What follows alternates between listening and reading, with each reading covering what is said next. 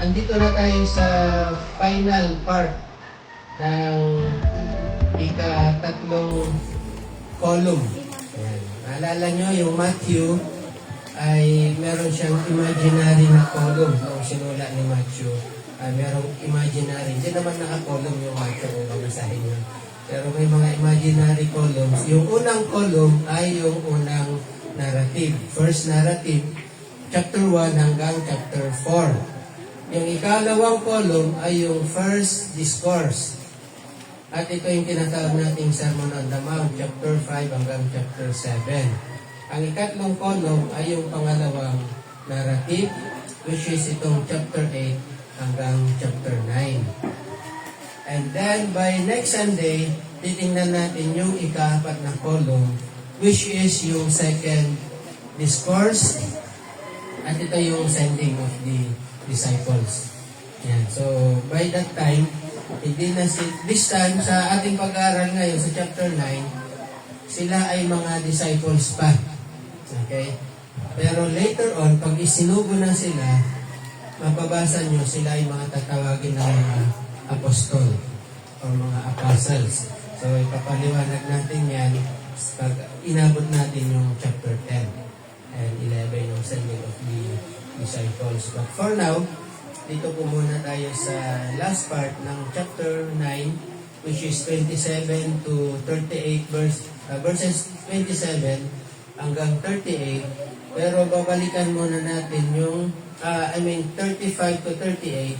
Pero babalikan natin yung verse 27 dahil sa may mga hindi pa tayo na-discuss diyan, which is bahagi siya ng restoration of life. Bakit bahagi siya sa tingin nyo? Yung mga nagbasa. Diba, ang unang na-restore sa pag-aaral natin last Sunday ay yung na-restore yung buhay ng isang babae na naka-isolate for 12 years. Naka-isolate siya dahil 12 years din siya nagdurugo.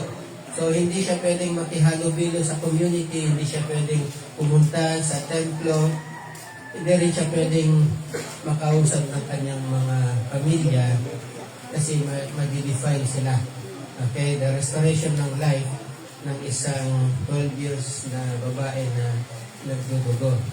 And then, yung the restoration of life, yung nabuhay ulit, ang isang batang babae, 12 years old, na binuhay ng ating Panginoon Jesus mula sa patay. Kanina, na-restore yung kanyang buhay, ibig sabihin, naibalik siya sa community. Ito naman, naibalik siya sa buhay ng mga tao. Sa buhay, okay? Itong pangatlo ay yung restoration ng paningin. Kasi bulag. Ito, na-restore yung kanyang paningin. At pangalawa ay yung pangalawang titingnan natin, yung na-restore yung kanyang pagsasalita. Napansin nyo? Isang bulag at saka isang mute. Ano kasi ang mute? Pag yung TV mo, minute mo, naririnig mo pa ba yan? Hindi na. Kumbaga ay siya ay pipi. Yan. Yun yung ating mga titingnan. Sige, let's pray. Lord, salamat po sa pagkakataong itong muli na kami po ay nandito upang mag-aral, matuto sa iyong mga salita. Ama, ikaw po ang mamuna sa amin as we study. And sa gabay po na yung Banal na Espiritu Santo, hindi lang namin ito malalaman, kundi magkaroon pa kami ng lakas para ipamuhay po ito sa mga daraang mga araw o from Monday hanggang Saturday onwards. Salamat po, and inaalala din namin si Kendra, ang bata, ikaw po ang pagaling sa batang ito. Ayusin mo po, i-restore mo po ang kanyang lungs, O Lord God. Maalis yung mga plema at hindi siya maalis yung kanyang pag-uubo. Kung may sinat, Lord God, yung kanyang sinat o lagnat, bunga ng kanyang plema sa we pray for healing sa kanya. And sa lahat po ng mga kapatiran ngayon na nakikinig at nanonood, we pray for healing po naman. Ano man yung karamdaman na kanilang mga nararanasan ng Diyos. Ganun din kay Teresa, itong bigay sa kanya ng strength and then kay Ate Merly Omerta. Anong section? Itong restore po sa kanilang mga kalusugan. Salamat, Ama, and pangunahan mo kami sa study na ito. In Jesus' name. Amen. Amen. Okay. So, verse 27. Simulan natin sa verse 27. Actually, nilagay kong title dito is Harvest is plentiful, but the laborers are few. Marami. Okay, hinog na ang harvest. Parang imagine niyo yung December hanggang January na magtataas na ng mga tubo. So, pagdating mo ng January, February, pinaharvest na yan. Pero medyo mabagal yung pag-harvest. Bakit?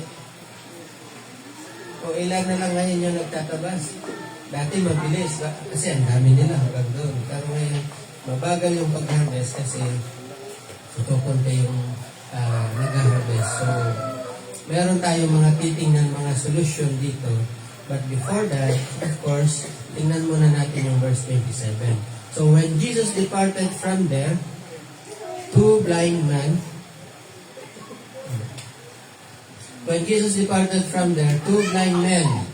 followed him, crying out and saying, Son of David, have mercy on us.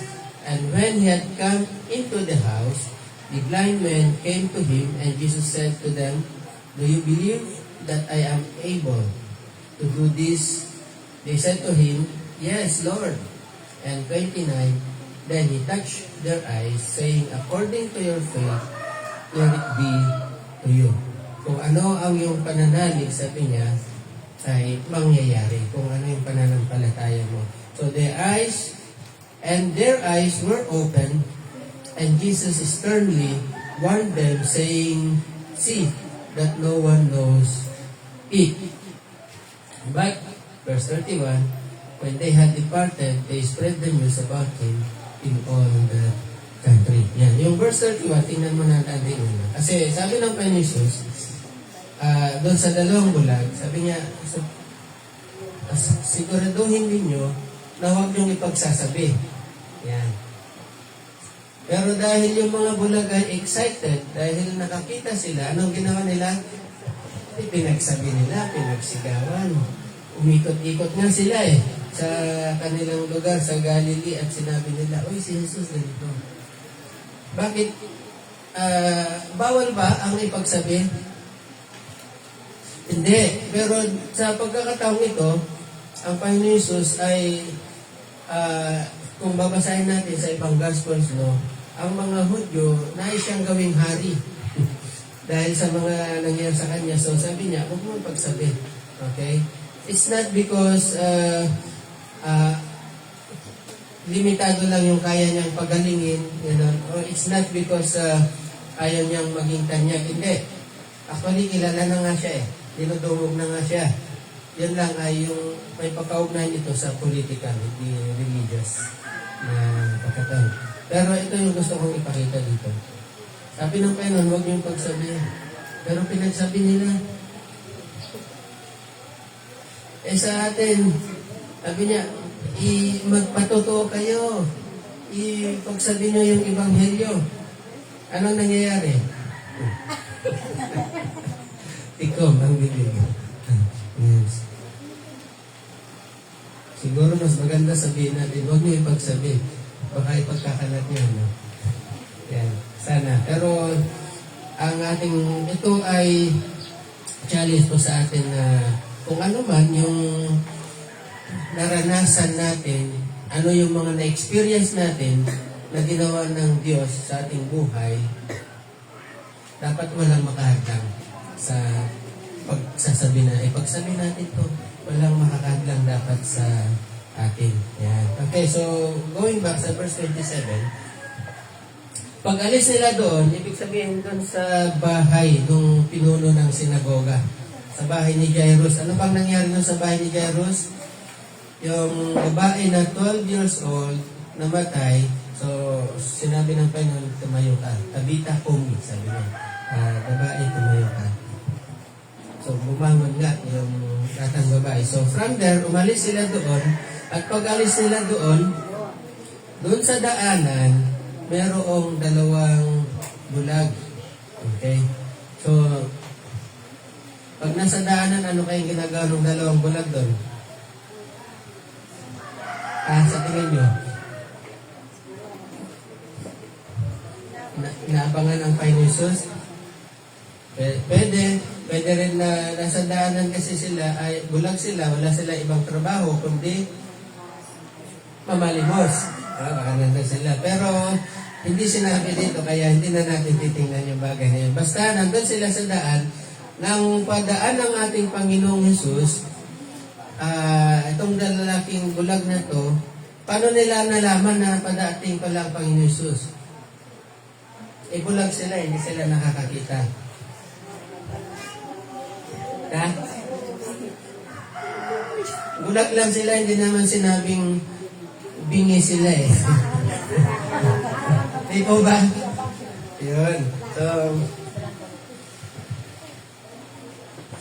ibig sabihin, naririnig nila sa dami ng taong dumadaan, di ba? Kahit hindi mo naman nakikita, sa dumadaan pa lang, alam mo na po, Jesus ba yun? Ganun, okay? So, maingay, nakita nila. Kaya, nung padaan ng ating Panginoong Yesus, ang sabi ng dalawa, hindi lang pala nila sinabi, sila ay sumigaw. Okay? Sumisigaw sila, at ang sigaw nila, ano yung sigaw nila? Kasi sa English ay crying, hindi naman sila umiiyak dito eh. Hindi, ang crying dyan is sumisigaw sila. Okay? Crying out and saying. So, sumisigaw sila, ang sabi nila, Son of David, pagalangin mo kami. Yan ba ang nakasabi? Son of David, pagalingin mo kami. Yan ba ang sigaw nila? Hindi? Totoo. Anong sigaw nila? Ang sabi nila, have mercy on us. Mahabag ka sa amin. Yan. Okay, so mahabag ka sa amin. So, sumisigaw sila. Hindi ba sila narinig ng Panginoong Hesus? For sure narinig sila. Okay? Pero, tumigil ba ang Panginoong Hesus? Tumigil ba? Sinabi niya, halika kayo dito. Anong gusto niyo? Tumigil sila? Hindi tumigil ang Panginoon Hesus. Nagtuloy-tuloy lang. Ibig sabihin ba, dined ba ng Panginoon Hesus yung dalawang bulag? Pumasok siya sa bahay, pero hindi sila pinansin ng Panginoon Hesus. Nagtuloy-tuloy ang Panginoon Hesus hanggang pumasok sa bahay. Hindi sinabi dito kung gaano kalayo yung bahay. Okay? Pero pagkapasok sa bahay, nasa na yung mga bulag? Sumunod sila. O yun, imagine mo, paano kaya nakasunod yung mga bulag? Paano kaya nila natunton ang Panginoon Hesus doon sa eksaktong bahay kung saan siya pumunta? Oo. So, pero of course, alam na natin kung may bulag, may nag-aakay sa kanila. Halika dito. Oo, di ba? Pero kung ikaw, may kailangan ka, tapos sa daming tao, baka hindi mo nasikasuhin yun. Uunahin mo muna yung sarili mo. Ako muna, syempre, kailangan ko din ng kagatingan. Di ba? Pero ganun pa man, napansin nyo itong dalawang bulag, nandun yung kanilang porsigido sila. O yung persistent sila. Okay, parang yung the same doon sa paralytic na binutas yung bubong para lang maibaba nila yung paralitiko. Pero this time, sila mismo yung dalawang bulag ang sumunod sa ating Panginoon.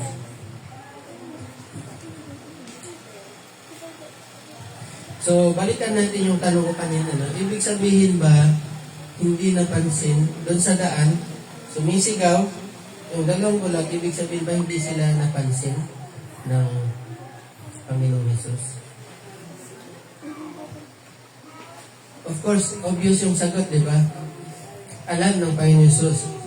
Actually, kahit hindi sila sumigaw, alam ng Panginoong Hesus. Alam niya na nandyan yung dalawang bulag at alam din niya na sila ay tumatawag sa kanya. Pero hindi sila pinagaling doon sa daanan katulad ng ginawa niya sa mga nagdaan ng kagalingan.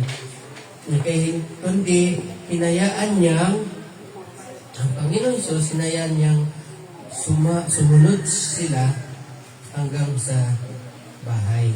Okay? So, nanganguhulugan lamang na kung mapapansin nyo, yung paraan ng pagpapagaling ng Panginoong Hesus, paraan ng pagmiminister niya sa mga tao, hindi siya pare-pareho.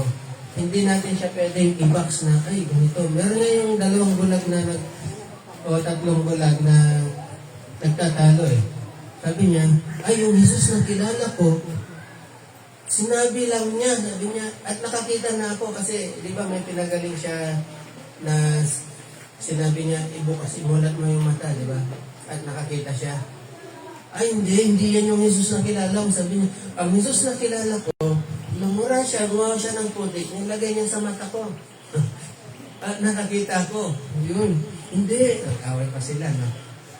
Pero ang point dito is, hindi mo pwedeng i-contain ang Panginoon sa isang method lamang, sa isang paraan lamang. Ang Panginoon ay iba-iba yung kanyang paraan. Para bang sa atin, makarinig ka sa ibang bansa ng, ay, ganito yung paraan nila, kaya sila dumami. Diba? Halimbawa, sa Carolina, California, ganito ang ginawa nila kaya sila dumami yung 40 days na purpose-driven. Okay? Dumami sila dahil doon sa 40 days for na purpose-driven, nag-purpose-driven, nauso yan. Ngayon, dito sa Pilipinas, dito sa Pilipinas, ay, dumami sila dahil sa purpose-driven. Purpose-driven ngayon yung mga churches. Para bang, yun lang yung paraan ng Diyos para mag-grow ang isang church. And then makarinig sila na, uy, doon sa Korea, ganito yung ginawa nila. Kaya sila dumami. Don't watch. Okay. Para bang adapt tayo ng adapt. Pero hindi ba, ganun lang ba ang paraan ng Panginoon? Or bilang mga Pilipino, bilang mga, let's say, dito sa Bamban, iba yung paraan ng Diyos sa Manila, iba yung paraan niya dito sa probinsya. Ano lang yung kailangan? Maging sensitive lang tayo. Huwag nating i-box ng Panginoon. Okay? Sabi nila, uy, lumago ang church dahil dito sa kanilang ganitong gawain. Maganda yun, lumago sila, pero does that mean na yun ba rin ba yung plano ng Diyos sa iyo, sa atin? Okay? So, merong problem.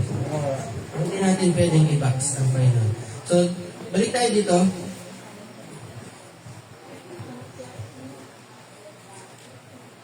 Dito rin, makikita natin. So, una ay, of course, hindi pare-pareho ang pagtugon ng Panginoon Hesus sa mga lumalapit sa Kanya. Yung mga, halimbawa, nananalangin ka.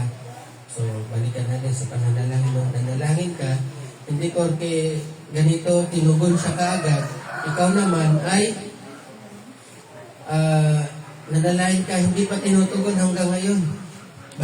Baka mas mahal ng Diyos sikon kasi tinugon niya kaagad. Diba? And then, merong sariling time ang Panginoon. Siya ay outside sa ating time. Outside siya sa ating understanding. Outside siya sa ating kaalaman. Kaya mas alam niya kung ano yung mas kailangan mo.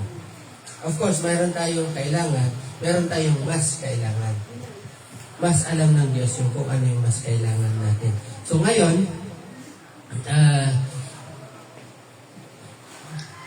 pangalawa is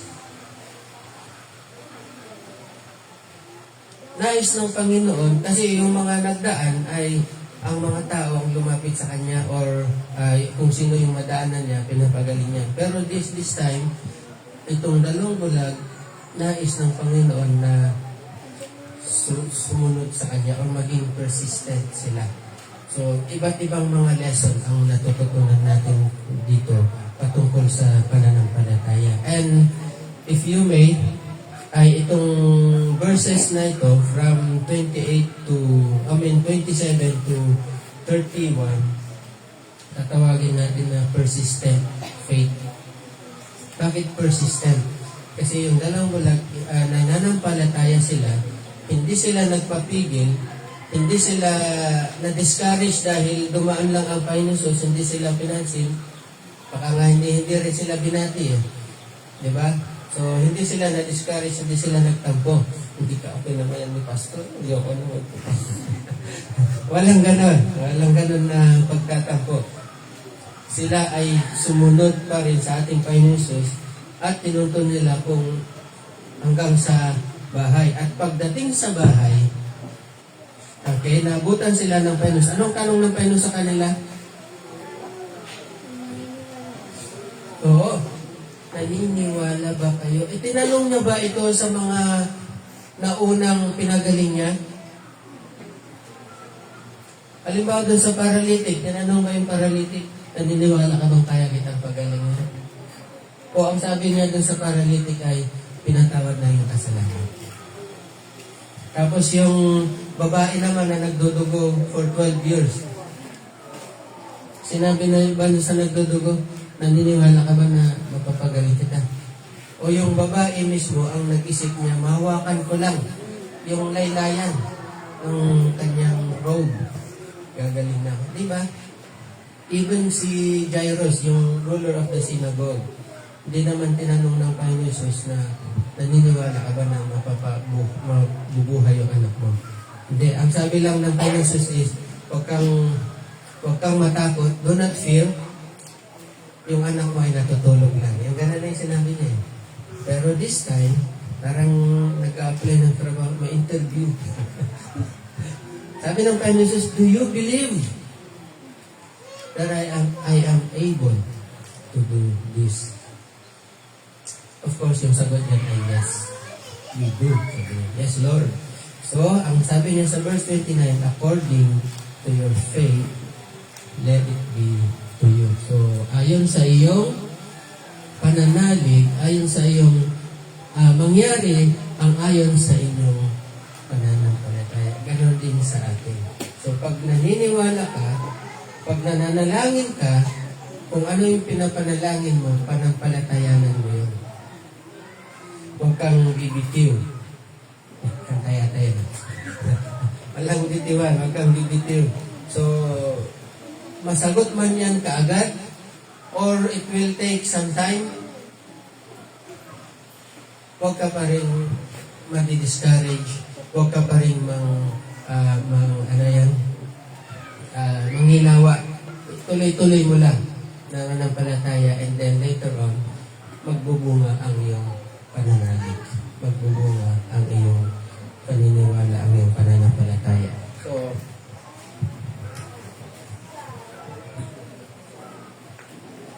So dito, makikita nga natin sa ating binasa, makikita natin yung pagiging persistent ng dalawa. Persistent o yung determination. Ano ba sa Tagalog yun? Pagiging masikap, matyaga, o masugid. No? Kanilang masugid. Tama ba yung masugid? Na ang pananampalataya ay nangangailangan din ng pagiging masugid na pagsunod. Kay Jesus, kahit na para bang tahimik siya, or para bang walang tugon kaagad. Okay? At dito rin natin makikita ang pagiging, ito na nabanggit ko na ito, persistent ng dalawang bulag. Kahit na may limitasyon sila, ano yung limitasyon kasi nila? Yung hindi sila makakita. Okay? Hindi nila nakikita yung dadaanan nila. Kahit na may limitasyon sila, ay sumunod pa rin sila kay Jesus hanggang sa bahay. At alam niyo ang kanilang sinisigaw kasi ano nang sinisigaw nila?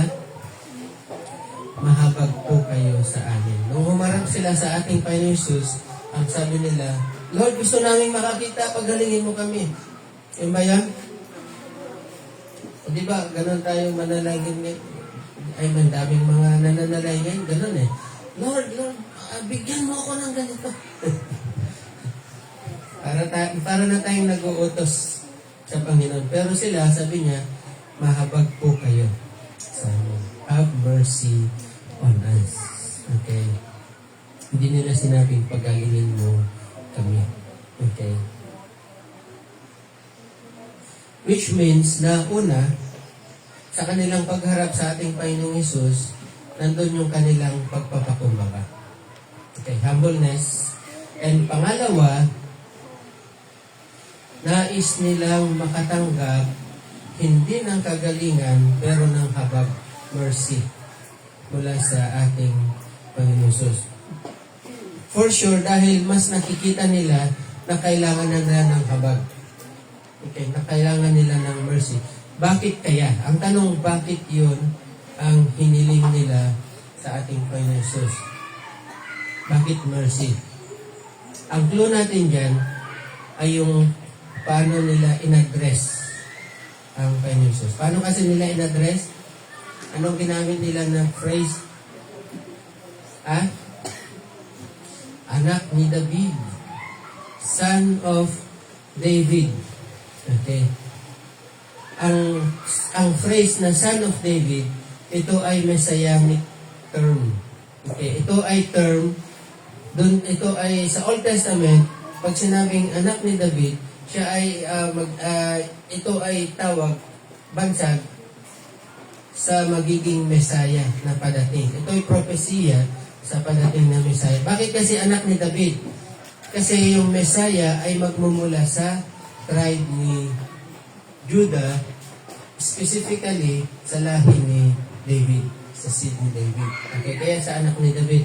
Bakit naman siya tinatawag na anak ng tao? Yung anak ng tao, messianic din yon na term. Bakit siya tinatawag na anak ng tao? Kasi sa propesya din, siya ay magiging Emmanuel. Ano yung Emmanuel na kasi? Pangalan ng... Ang Emmanuel ay God is with us. Ang Diyos na nagkatawang tao. Kaya siya tinatawag din na anak ng tao. So, dapat naunawaan natin yon. Hindi sa understanding natin ngayon, kundi kung paano nila ito ginagamit noon. Yung itong mga phrase na ito, itong mga salitang ito. Okay, so which means, itong dalawang bulag na to, nare-recognize nila ang Panginoong Hesus na siya yung tagapagligtas. Na siya yung Messiah. Kaya siya tinawag na Son of David. Hindi lang siya basta tinawag na pabulong or kundi nagsumisigaw sila. Sumisigaw sila kahit na naririnig ng maraming tao na sinasabi nila, Jesus, ikaw ang aming Messiah. Kumbaga, ganun yan eh. Ganun yung meaning yan. Pinagsisigawan nila na naniniwala sila na si Jesus ang Messiah na hinihintay nilang matagal. Okay. Na ito naman, yung isang bagay na ayaw na banggitin ng mga Pariseyo sa kanya. Kinokontra ng mga Pariseyo. Merong contrast, di ko ba? Ano yung contrast? Una, yung bulag physically, pero nakakakita siya spiritually. Bakit? Bulag na sila, pero nakikita nila, alam nila na si Jesus yung Messiah. Pangalawa, nakakakita ka nga physically, pero bulag naman spiritually. Bakit? Itong mga Pariseyo, sila dapat itong mga religious leaders, sila dapat yung unang-unang nakakaalam kung ano yung mga sign ng pagiging Messiah, hindi nila ito nakikita. Pero nakakakita sila. Nakakabasa sila ng mga scroll. Nung time na yun, wala pa namang braille eh. Di ba? Kailan lang na-invento yung braille? Alam niyo yung braille? Sino nakaalam ng braille? Taas yung kamay niyo. Wala. Ang braille ay yung mga tuldok-tuldok na binabasa ng bulag sa kanyang kamay, ginagano niya. Oo, letter A to, letter A, letter B, ang gano'n.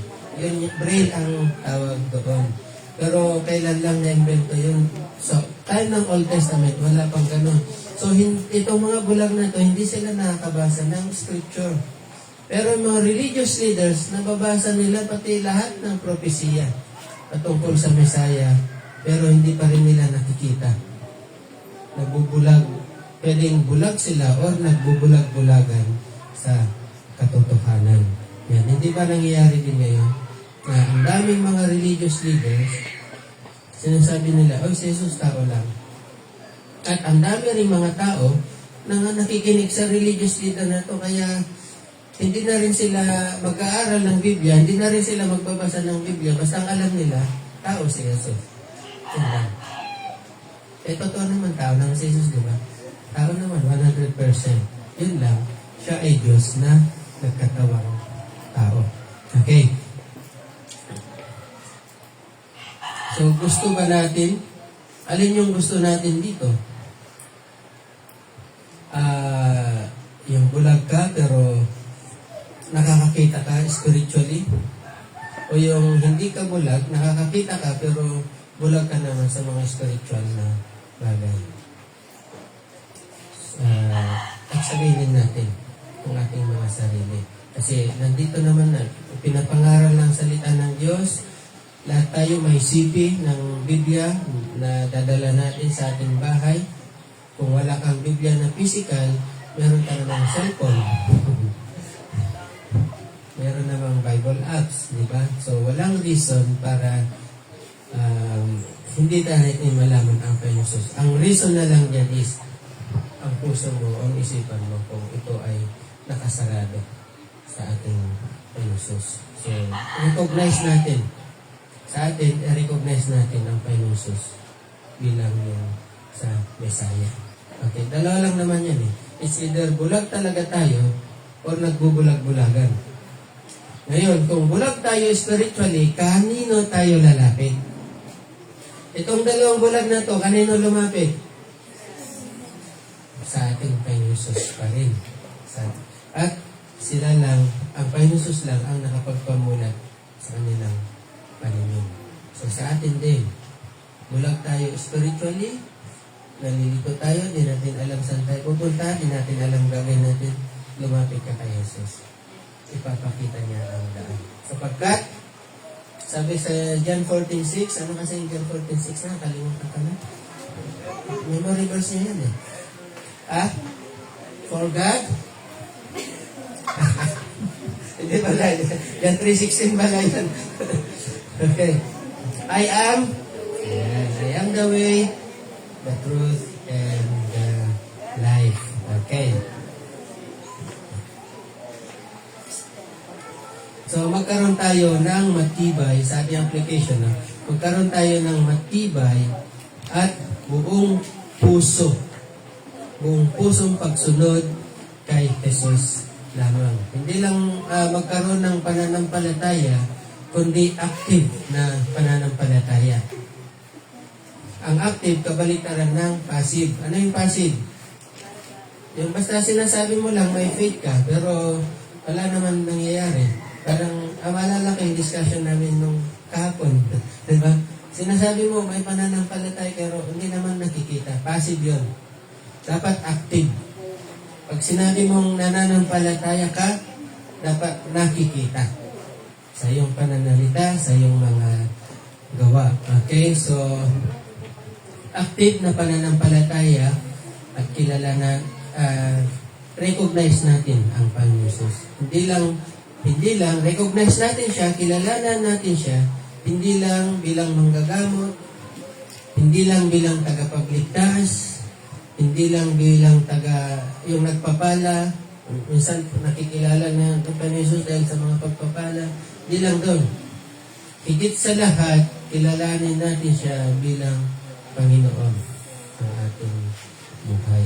Ayan. Verse 32 hanggang 34, as they went out, so palabas na ulit sila sa bahay. Okay? Behold, they brought to him a man. So, palabas sila ngayon sa bahay, may nagdala sa kanya naman na isang lalaki na mute, pipi, dahil siya ay inaalihan ng demonyo. In other words, pwede ka palang maging pipi pag ikaw ay naalihan ng masamang spirito. So, and when the demon was cast out, pansinin nyo, when the demon was cast out, the mute spoke, and the multitudes marveled, saying, it was never seen like this in Israel. Wala pang nakitang ganito. Kailanman ay wala pang nakitang katulad nito sa Israel. Dali. Ulitin natin ha. Balikan natin. Totoo ba na wala pang nangyaring ganito? Kasi sa Old Testament, ang dami ng mga signs and wonders. Moses, di ba?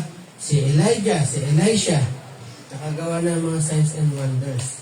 Pero bakit ang mga tao namangha sila ng isang inaalihan ng demonyo na hindi makapagsalita dahil inahalin ng demonyo, biglang nakapagsalita? Nahirapan ba ang Panginoong Hesus? Di ba, nakikita na kayo ng nag-exorcise? Sinong nakakita na? Wala pa? Sometimes may mga nag-exorcise na ang daming ginagawa para ma-exorcise ang isang kulang na lang sugatin niya yung sarili para bago lumayas ang demonyo, dami na yung sugat. Okay, pero ang Panginoon Hesus, hindi. Wala siyang kahirap-hirap na palayas na yung demonyo at nakapagsalita. Ito ay isa sa mga tinatawag nating unique. Sabihin nyo nga unique. Hindi siya Monique, unique. Ito ay isa sa mga unique na miracle or himala na ang Messiah lang yung makakagawa. Ulitin ko ha, ito ay, ano yon? Para sa mga Israelita kasi, ang mga Pharisees nagka-cast out din sila ng demons. Nag-exorcise din sila. Okay, nag-exorcise din sila. Pero itong ganitong mga cases, mga imposibleng i-exorcise. Yung kayang-kaya niyang gawing pipi ang isang tao. Pero sinaglit lang ito ng ating Panginoong Hesus. At wala pang nangyaring ganito. Because ito ay isa sa mga sign ng pagiging Messiah. Kaya itinala ito ni Mateo dito sa part na ito ng Matthew chapter 9. Okay? Ito ay isa sa mga sinyales at isa sa mga unique na signs and wonders and miracles na ang Messiah lang pwedeng makagawa. Di ba? Malinaw ba na himala ito? Malinaw? Klaro? Klaro yan. Pati sa mga Pharisees, klaro din sa kanila. Wala silang magawa dahil totoong himala yun. Totoong nangyari. Pero may alibay pa rin sila. Bakit? Dahil ayaw nilang tanggapin, ayaw nilang sabihin na si Jesus Christ, yung Messiah, may ginawa silang isang paraan. Ano yun? Kaya lang naman niya na napaalis yung demonyong yan ay dahil siya ay ruler ng mga demons. Dahil sa ruler ng mga demons. Sinabi naman ng mga Pariseo, nakapagpalayas siya ng mga demonyo sa pamamagitan ng kapangyarihan ng pinuno ng demonyo. At kung babasahin natin sa ibang mga Gospels, ang pagsasalitang ito ay blasphemy. Yung sabihin mong nakapag-cast out siya ng ruler, sa pamamagitan ng rule of the demons, ito ay blasphemy sa ibang Gospels. Ang blasphemy ay pag-alipos ka sa Diyos, pag-insulto sa Diyos. So, of course, hanggang dito lang ito, hindi rin natin bibigyan ng pansin. Pag naabot na natin yung ibang Gospels na binigyan ito ng emphasis. Pero kay Matthew, gusto lang niya lang ipakita yung uniqueness, na may mga unique na miracle, may mga unique na himala na ang Messiah na ang pwedeng gumawa. Katulad nito, nakapagsalita yung mute. Pero may contrast ulit dito. Okay. Ano yung contrast? Buti pa ang isang mute kasi wala siyang masasabing hindi maganda. Dahil pipi. Kaysa ang isang tao na nakapagsalita, pero pag-iinsulto naman yung mga lumalabas sa kanyang bibig. Wala nang marinig sa kanya, kundi, pangit mo. May mga ganun. Wala nang marinig, kundi ba pangit ang lumalabas na. So, anong gusto nyo? Bulag na may pangunawa spiritual o nakakakita pero hindi bulag naman sa mga spiritual na bagay. Pipi na hindi siya nagkakasala sa kanyang bibig o yung nakapagsalita puro pangit yung lumalabas na bibig. Of course, kayo lang makakasagot mo. Huwag niyong sabihin sa akin wala.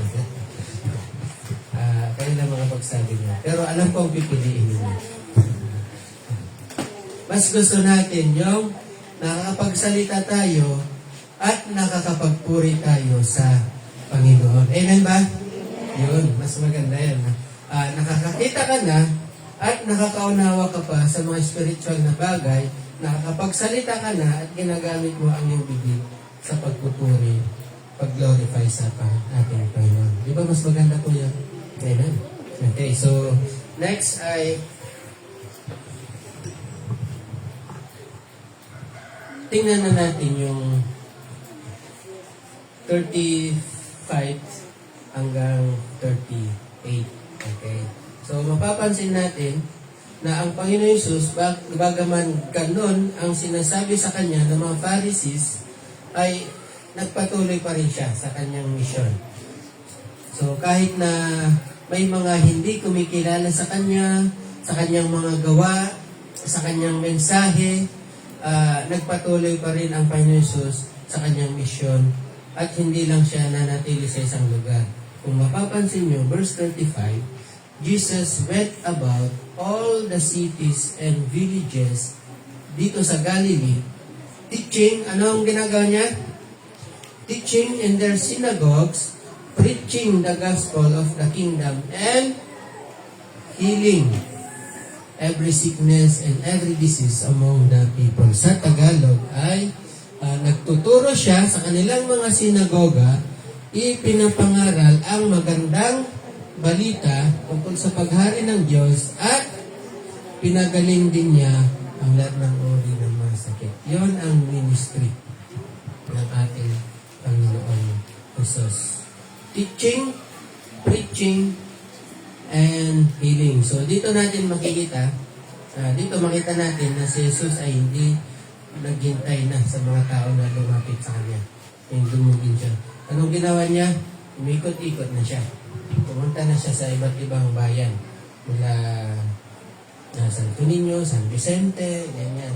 Hanggang makarating sa Lourdes, hanggang makarating sa BDR, hanggang makarating sa Pangasinan. Okay? Umikot-ikot siya. Yan. Pinuntahan niya ang mga bagay na to. Take note, siya mismo ang gumagawa muna nito. At least hanggang dito sa chapter 9. Okay, ulitin ko na take note na siya mismo ang gumagawa nito. Pumupunta siya sa mga bayan-bayan. Okay, so threefold na nature. Ulitin ko itong threefold na nature ng kanyang ministry ay yung teaching sa mga synagogues, proclaiming or preaching ang mabuting balita yung gospel at saka pagpapagaling sa mga karamdaman.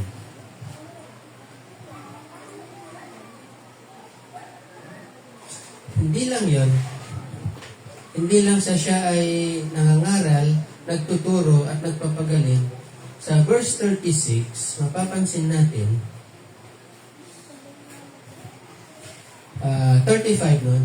Then Jesus went about all the cities and villages, teaching in their synagogues, preaching the gospel of the kingdom, and healing every sickness and every diseases among the people. But, verse 36, when he saw the multitudes, he was moved with compassion for them because they were weary and scattered like sheep having no shepherd. Okay. Pansinin nyo, nakita niya yung napakaraming tao and then nagkaroon siya ng compassion, nagkaroon siya ng habag awa sa kanila. Bakit? Sila ay weary. Di ko na binasa sa Tagalog kasi ang sabi dito sa Tagalog ay sila ay litong-lito at hindi alam ang gagawin. Yung weary ba, yun ba ang Tagalog ng litong-lito ba ang Tagalog ng weary? W-E-A-R-I. Diba? Weary. Actually, ibig sabihin ng weary ay pagod, ganyan. Hindi sila nalilito. Sila ay pagod. Dahil sa... Pero pwede rin siya na litong-lito sa ganitong konteksto. Okay? Pwede siyang litong-lito sila sa ganitong konteksto. Di nila alam kung sino yung totoo. Nakuha nyo? Yung mga Pharisees, ganito yung sinasabi nila. Yung mga scribes, ganito yung sinasabi nila. Mga Sadducees, ganito yung mga sinasabi nila. Then, hindi lang sila. May mga zealots pa, may mga iba't iba pang mga religious groups doon. Hindi ba kayo din? Manood ka sa YouTube, mag-scroll ka sa Facebook, TikTok, ang dami mga nagtuturo. Malilito ka.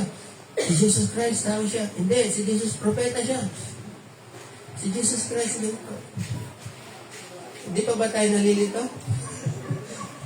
Yung iba, dahil nalilito na, religion, wala yan. Ayaw na tuloy, ayaw na magsimba, ayaw na pumasok sa mag-involve sa kung ano-ano dahil sa kalituhan. Okay? Pero sa English kasi, yung word dyan na weary ay sa ibang translation ay harassed. Ano yung harassed? Ibig sabihin harassed, sila ay troubled, sila ay binubuli. Binubuli nino? Ng mga religious leaders, especially kung makasalanan. Sabihin ng mga Pharisees, ay hindi kayo pwedeng makihalo sa makasalanan kayo. O diba sa Lucas, yung nananalangin sa templo, nakatayo, sabi niya, Lord, salamat na lang, hindi ako katulad niya. Isang publikano. Pag makarinig ka ng ganong panalangin, ikaw yung tinutukoy niya. Hindi ka ba manlulumo? Hindi ka ba makakaramdam ng malagak ka sana dyan sa kasama? Hindi ka ba makakaramdam ng ganon? Diba? So sila ay harassed. Itong mga tao ito, harassed. Sila ay scattered. Kalat-kalat, di nila alam kung saan sila pupunta. Di na alam kung sino nga ba ang totoo. Nalito na ako. Yan. Kaya sabi ng Panginoon Jesus, para silang mga sheep having no shepherd. Alam niyo ang kaibahan ng sheep sa mga baka, kambing, ganan? Alam niyo ang kaibahan na? Ang baka, pwede mo silang i-drive nasa likod. Yung pastol nasa likod. Kahit nasa likod ka yung pastol, yung baka, tatahakin pala niya kung yung diretsyo papunta sa gusto niyong pupunta. Ganon din yung kambing. Pwede kang nasa likod eh. Pinapalo-palo mo lang din. Diba? Pero ang tupa hindi. Hindi ka, ang pastol, hindi pwedeng nandun sa likod ng tupa. Bakit? Magkakanya-kanya yan. Maliligaw yung mga yan. Wala silang tinitingnan sa harapan. Kaya ang isang shepherd, palaging nasa harapan ng tupa. Ang tupa ay kasi ay pwede bang sabihin ito? Isa sa mga hindi naman walang alam pero mga tanga naman. Tama ba yan? Mangmango, yung bang halimbawa ito, makakita ng damuhan, no? Dating damo. Kakain niya, nakaganon. Nakayuko lang. Tapos kakain ng kakain. Susundan lang yung damo. Bangin na, kumakain pa rin hanggang sa malalaglag na. Ganon yung mga topak. So, topak to rin. Ganon yung mga tupa. Okay? Susundan lang nila, nakayuko lang sila, susundan lang nila na sa bagay. Kaya kung walang pastol sa harapan nila, maliligaw yung mga yan.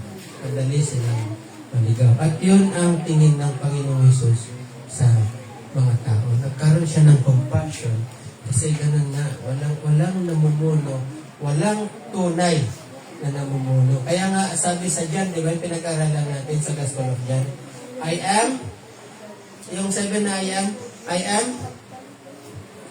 am the good shepherd. Siya yung the good shepherd. At ganoon din sa Psalm 23, di ba? Ano yung Psalm 23 kasi? The Lord, sabi niya, the Lord is my shepherd. Okay. At sabi ng Panginoon Jesus, I am the good shepherd. Yan. Now, to wrap this up, ito ang nararamdaman ng Panginoon Jesus sa mga tao na pinuntahan niya, binisita niya sa mga lugar-lugar, nagkaroon siya ng compassion, ng habag sa kanila. Okay? So, sa atin, dapat magkaroon tayo ng authentic, genuine, or tunay na habag sa mga tao. Okay. Karamihan ngayon, makakita ng maraming tao, anong nais na sa isipan niya? Uy, downline. Daming downline. Alam niyo yung downline? Sinong nagde-networking? Downline, ibig sabihin, i-recruit ko itong downline ko ito. Downline ko ito. Ibig sabihin, ang napakaraming tao, ang tingin nila sa kapwa nila, pagkakakitaan to. Baka madali itong may scam. Okay? Pero ang Panginoong Yesus, ang nakikita niya sa mga tao, para silang mga tupa na walang pastong. Sa atin. Okay, sa atin. Anong nakikita natin sa mga tao? Sa mga kapitbahay natin, kaibigan, kabarkada, kamag-anak. Pag nakita natin sila, okay lang ba? Makita mo yung mga kaibigan mo, nagsasaya, anong nasa isipan mo? Ako muna, church, namimiss ko ang pagsasaya. May namimiss akong kalahati sa aking buhay. Ano yun? Yung makisaya sa aking mga...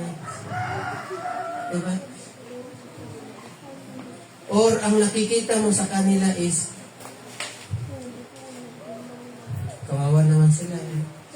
Masaya sila ngayon, pero pagdating ng panahon, magdurusa sila sa magluluto sila pero hindi sila naluluto sa ating ng impyerno.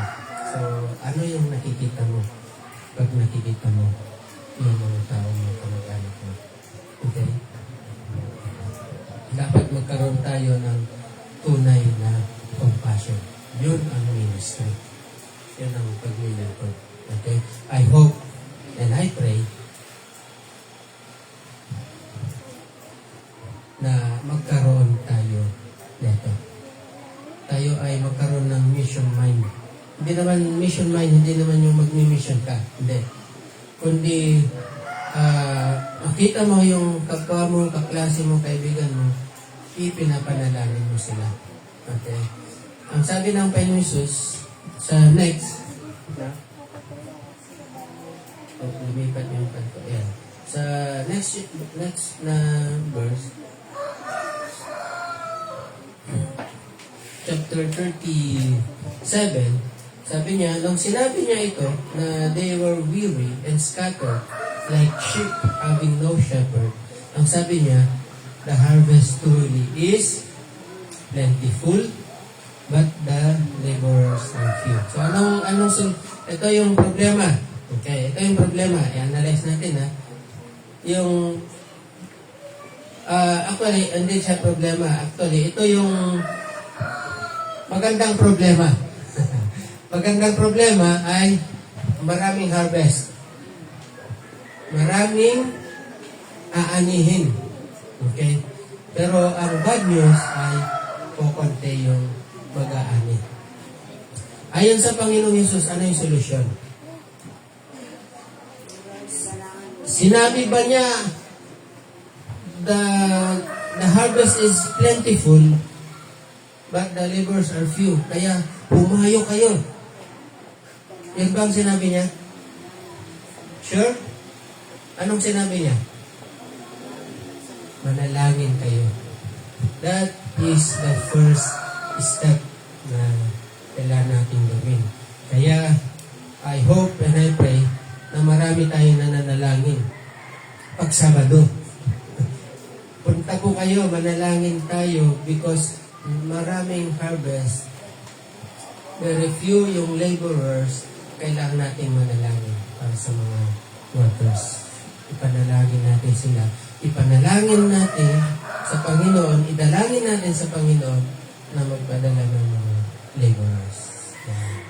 Pero, habang nananalangin ka, maghanda ka rin. Bakit? Kasi baka ikaw yung sagot. Tumahimik kayo, hindi kayo nag-amen. Ulitin ko, manalangin tayo na magpadala ang Panginoon ng mga workers, laborers, because plentiful ang harvest. Pero maghanda rin tayo kasi baka ikaw yung sagot sa panalangin. Amen ba? Amen. Pero, pag-aaralan natin yan, didiscuss pa natin yan more sa chapter 10. Tayo tumayo, tayo manalangin.